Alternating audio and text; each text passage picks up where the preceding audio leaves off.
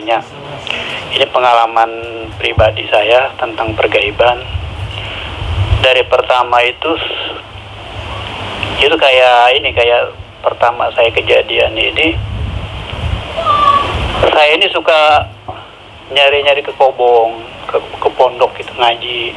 Terus ya emang di istilahnya tuh kayak ilmu-ilmu yang nggak ada di kitab, ilmu-ilmu istilahnya kehidupan, tentang keduniaan, tentang itu suka ada gitu dalam hati bisikan itu.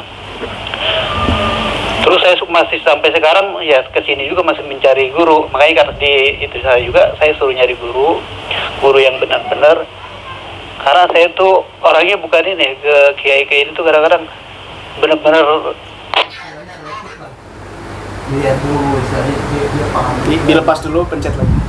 Dia ilmunya bagus, ini bagus, tapi ketika kelakuan kurang ini saya kurang begitu suka gitu pakai. Sampai kejadian saya kadang-kadang bisa ikut ngobatin, terus bisa saya udah bertanya-tanya ke mana-mana gitu. Ternyata ya ini mah cuma dari uyut, istilahnya tuh nggak bisa dikeluarin gitu Pak Kiai. Itu gimana Pak Kiai, minta penjelasannya? Ya. Tuhan wabarakatuh. Assalamualaikum warahmatullahi wabarakatuh. Dalam mempelajari ilmu ini, ini ada 3 karakter seseorang, ada 3 jenis seseorang. Di dalam majelis ini ada 3 jenis. Yang pertama, orang yang memiliki keturunan dari datuk nenek moyangnya orang soleh yang bisa dan punya ilmu sama seperti ini. Maka orang ini dalam waktu singkat dia sudah mahir, dia sudah lihai, tanpa perlu belajar panjang lebar. Itu satu. Punya darah yang sejenis, punya darah yang datuknya nenek moyangnya orang soleh, bahkan dia pernah kukit, bahkan wali Allah Subhanahu wa ta'ala. Maka ilmu ini akan diterimanya dengan mudah dan dipahami dengan mudah, bahkan lebih dikembangkan lagi dengan berbagai macam teknik yang luar biasa. Ya. Kemudian yang kedua, di dalam majelis ini ada orang yang jenis kedua, yaitu dia cerdas IQ-nya, kepandaiannya, daya tangkapnya, sehingga dia ini berusaha keras mempelajari, memahami ilmu ini sampai dia bisa lihai mahir. Ya, dengan usaha kasbiyah namanya, bukan nasabiyah, tapi kasbiyah. Nah, ini tengah-tengah. Yang kedua, sulit menangkap, nggak ada keturunan, juga nggak ada kasbiyah, nggak ada tangkapan daya tangkap yang cerdas, IQ-nya tinggi, enggak. Tetapi dia lambat. Tapi dia tetap berikhtiar. Ini namanya ikhtiariyah.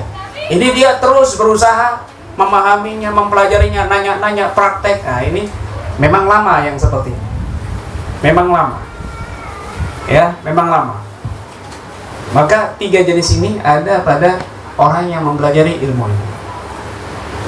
Dengarkan baik-baik. Yang terpenting adalah kebanyakan orang yang dia serak di dalam mempelajari ilmu khusus, misalnya ruqyah seperti ini, maka biasanya orang-orang yang ada di sini, saya atau kalian semuanya ini, ternyata nenek moyangnya memang dulunya satu kelompok. Mereka adalah pembawa dakwah, dai. Mereka adalah pencegah kemusyrikan, amar ma'ruf nahi mungkar. Mereka bahkan orang-orang soleh, bahkan keturunan sunan-sunan dan sebagainya. Diketemukan dengan orang-orang yang pas. Makanya ketika kamu belajar ilmu karamahan, diminumin air, ditiup, ini nggak jadi-jadi. Teman kamu jadi macan, teman kamu jadi buaya, teman kamu jadi curut dan lain sebagainya. Tapi kamu diminumkan apapun, bahkan masternya, ya, pakarnya, sampai turun tangan, kamu nggak jadi. Berarti nenek moyang kamu mencegahnya. Bukan di situ jalur kamu. Bukan di situ.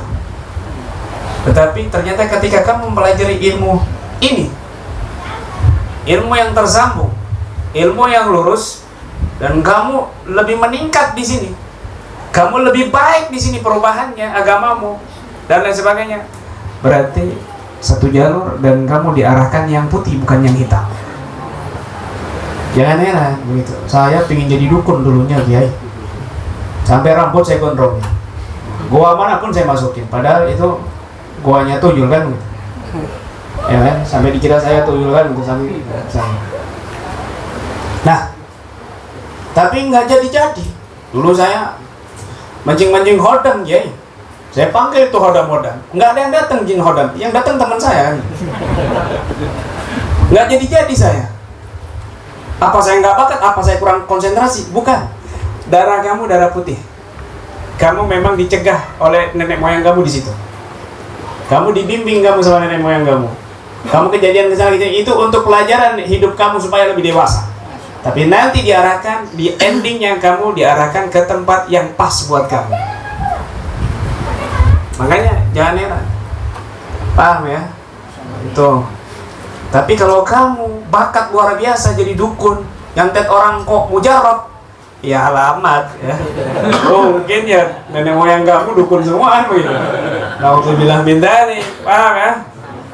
Begitu. Baik. Ya. Ini kan saya banyak amalan gitu. Amalannya kan udah banyak lah, saya udah dikobong.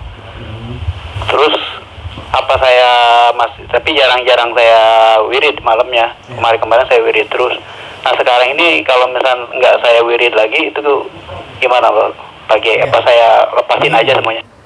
Begini, kalau dirasa amalan ini menjadi beban di hati kamu, ya ini amalan percuma. Meskipun itu apa namanya roti, ya, kalau menjadi beban di hati kamu, ini percuma. Amalan itu ketika tidak menjadi beban, jadi kebutuhan, bahkan nyaman kamu dengan bacaan itu, nikmat dan tidak ada gangguan untuk mental dan tubuh kamu, itu sudah Allah ridhoi. Membuat hati kamu semakin lembut, itu Allah ridhoi, ciri-cirinya begitu. Tapi kalau membuat beban amalan ini ya, apa namanya, apa itu sungai Raja lah, atau mungkin sungai Cilik lah misalnya, atau ajian Raja Mukti ya, ajian jaran goyang dan lain sebagainya ya, atau mungkin lebih hebatnya lagi gajah goyang misalnya. Maka ini tinggalin yang jelas-jelas saja. Da ma yuribuk ila ma la yuribuk, kata Nabi SAW. Tinggalkan yang membuat kamu ragu menuju kepada apa yang tidak membuat kamu ragu, yang yakin.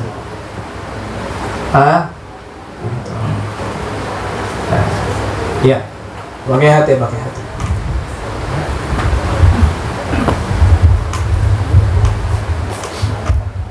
Jam 3 selesai ijazah.